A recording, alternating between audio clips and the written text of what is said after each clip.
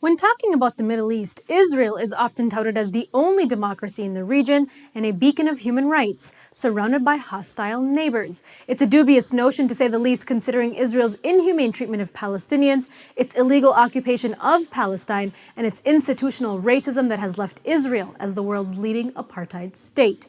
But Israel's support for oppression has no borders and possibly no limits. The country's arms industry has a not-so-secret history of fomenting civil strife, from enabling genocide in Sudan and Myanmar to quashing dissent and arming despots across the Middle East, Africa, South America, and even Asia. Israel exports billions of dollars worth of military equipment and training each year to major human rights abusers, and it keeps the full list of buyers notoriously close to its chest.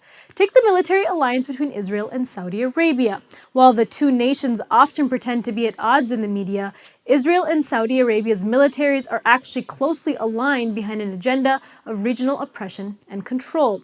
This couldn't have been more obvious last year when Israel and Saudi Arabia stood united in their opposition to America's impending deal with Iran over the Iranian nuclear program. Both nations poured a combined $100 million into public relations to sway public opinion in the U.S. against peace with Iran, while convincing Americans that Iran had non-existent nuclear weapons. Opposition to the deal was so serious that Israel and Saudi Arabia were planning a joint attack on Iran if the deal went through. And a meeting between the two showed how the Saudis would allow Israel to use their airspace and provide drones, rescue helicopters, and tanker planes. But beyond uniting against Tehran, WikiLeaks dumps of classified State Department cables revealed that Israel and Saudi Arabia collaborated with the United States as early as 2006 to overthrow the Syrian government through forming, funding, and arming opposition groups that provoked a sectarian civil war. And according to leaked Clinton emails, a sectarian civil war inside Syria was not only touted as beneficial to Israel, but was encouraged by the Jewish state. As if 300,000 civilians dead, 3 million refugees, and over 6.5 million Syrians internally displaced wasn't enough, the collaboration between the two states runs even deeper and more deadly. Israel has used the threat of terrorism inside Syria to justify a massive military buildup along its border in order to illegally extract oil and gas from Syria's Golan Heights, which Saudi Arabia supported with over $1 billion in funding. And in return for Saudi support, Israel agreed to arm the kingdom's bombing spree of impoverished Yemen, which has left nearly 10,000 people dead and over 300,000 children starving and over 3 million children in desperate need of care, just 1 year into the conflict. Now, looking beyond the Middle East, though, since 9/11, American police have been traveling to Israel to learn methods of brutality and repression that Israel regularly uses against indigenous Palestinians. These military tactics have been used to quash dissent on American soil, targeting African Americans, anti-war activists, and income equality protesters. Police brutality in the U.S. has gotten so out of control that the UN Human Rights Council chastised America over its epidemic of police violence, discrimination, and needless killings. And an ex-Abu Ghraib prison interrogator recently told Democracy Now! That Israel trained the U.S. to use a torture chair Israel regularly uses on Palestinian prisoners, most of which are held without charge or trial. South of our border, Israel used its experience suppressing indigenous uprisings in Palestine to aid Mexico in its battle against the Zapatistas, an ongoing indigenous Mayan uprising. And Israeli military-turned-mercenaries helped to train the deadly paramilitary forces of Colombia's infamous Medellin drug cartel, led by notorious narco Pablo Escobar.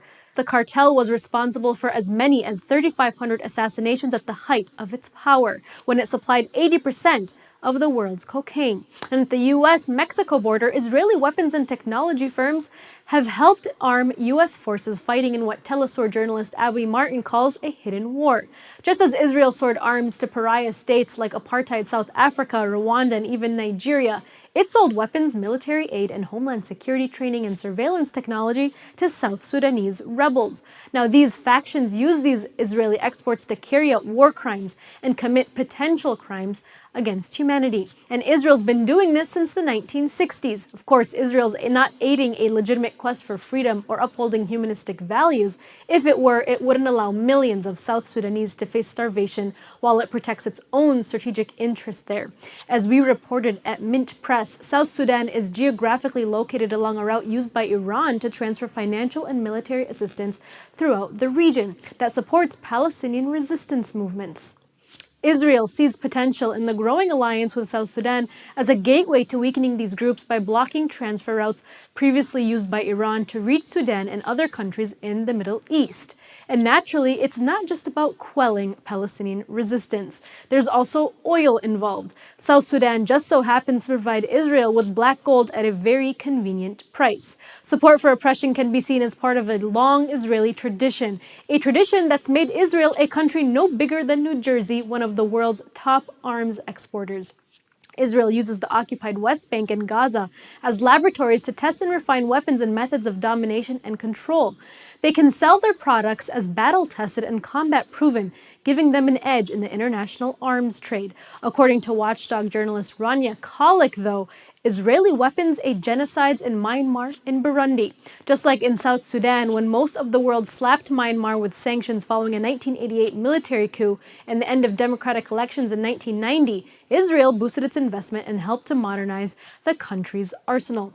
And even though the military junta is no longer in power, those military sanctions, including sanctions from the U.S., remain in place. But Israel's weapons and war industry continue to profit. So what's Myanmar doing with advanced military training and cutting-edge technology from its longtime supporter?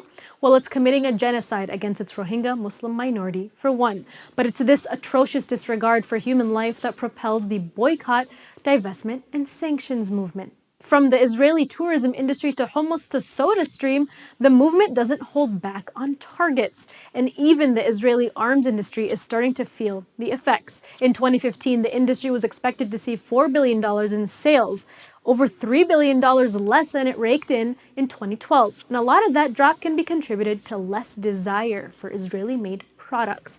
However, with the moral support and $3.1 billion of military aid offered annually by the U.S., it may be a long time before Israel faces any significant consequences for its worldwide human rights violations.